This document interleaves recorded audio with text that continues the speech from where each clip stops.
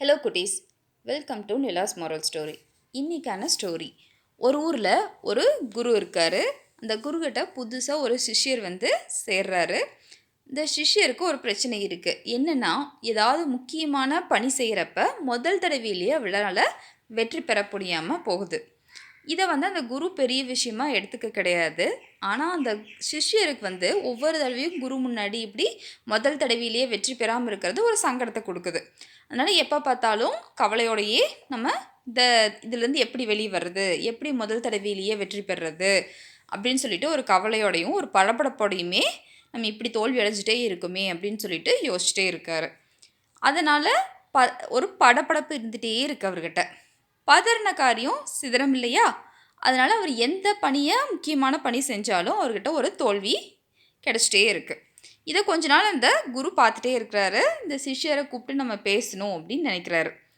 சிஷ்யரை கூப்பிட்டு அவர் கூட பேசினதில் அவர் எவ்வளோ படபடப்பாக இருக்கார், அவர் தோல்வி நினச்சி துவண்டுட்டுருக்காரு அப்படிங்கிறத குரு புரிஞ்சிட்டாரு. அவருக்கு ஒரு கதை சொல்கிறாரு. அதாவது நம்ம கிளி ஜோசியம் பார்க்குறோம்ல, அந்த கிளி ஜோசியம் பார்க்குறவங்ககிட்ட இருக்க கிளியானது கூண்டுக்குள்ளேருந்து வெளியே அந்த சீட்டை எடுத்து கொடுத்துட்டு மெதுவாக நடந்து திரும்பி மறுபடியும் போய் அந்த கூண்டுக்குள்ளே அடைஞ்சிக்கும்.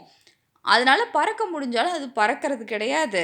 பார்த்துருக்கியா அப்படின்னு கேட்குறாரு. ஆமாங்க குரு, நானும் பார்த்துருக்கேன், அது பறக்கிறது கிடையாது அப்படின்னு. உடனே குரு கேட்குறாரு, ஏன் பறக்க மாட்டேங்குது அப்படின்னு சொல்லிட்டு. உடனே சிஷ்யர் சொல்கிறாரு, தெரியலிங்களே குரு அப்படின்னு. குரு சொல்கிறாரு, கிளி ஜோசியம் பார்க்கறக்கு வேண்டி பிடிக்கிற கிளியை ஃபஸ்ட்டு என்ன பண்ணுவாங்கன்னா அதோட சிறகுகளை தான் வெட்டி விட்டுருவாங்க. சிறகுகள் இழந்த கிளியானது பறக்க முயற்சி பண்ணும், ஆனால் அதனால் பறக்க முடியாது. மறுபடியும் முயற்சி பண்ணும், ஆனால் பறக்க முடியாது. இப்படி முயற்சி பண்ண அந்த கிளி மனசில் என்ன ஆகும்னா, ஓ நம்மளால் பறக்க முடியாது போல், நம்ம பறக்கிற சக்தியை இழந்துட்டோம் போல், அதனால் நம்ம இனி பறக்கிறதுக்கு முயற்சி பண்ணக்கூடாது அப்படின்னு சொல்லிட்டு பறக்கிற முயற்சியை கைவிட்டுரும். ஆனால் கொஞ்ச நாளில் அந்த சிறகுகள் மீண்டும் அந்த கிளிக்கு வளர்ந்துடும். ஆனால் அந்த கிளிக்கு அது தெரியவும் செய்யாது, அது முயற்சியும் பண்ணாது. அதனால தான் அது பறக்கிறதில்ல அப்படின்னு சொல்லிட்டு குரு சிஷ்யர்கிட்ட சொல்கிறாரு. இதை கேட்ட சிஷ்யருக்கு அவரோட தவறு எங்கே பண்ணுறோம் அப்படிங்கிறது புரியுது. குரு மறுபடியும் சொல்கிறாரு, நம்ம எந்த ஒரு செயலை செய்கிறப்பவும் எத்தனை தடவை தோல்வி அடைஞ்சுங்கிறது முக்கியம் இல்லை, விடாமுயற்சியோட மறுபடியும் முயற்சி செய்யணுங்கிறது தான் முக்கியம். எப்போவுமே தோல்வியை நினச்சிட்டே இருந்தோம்னா அடுத்த தடவை முயற்சி பண்ணுறப்போ ஒரு பதட்டம் வந்துடும்.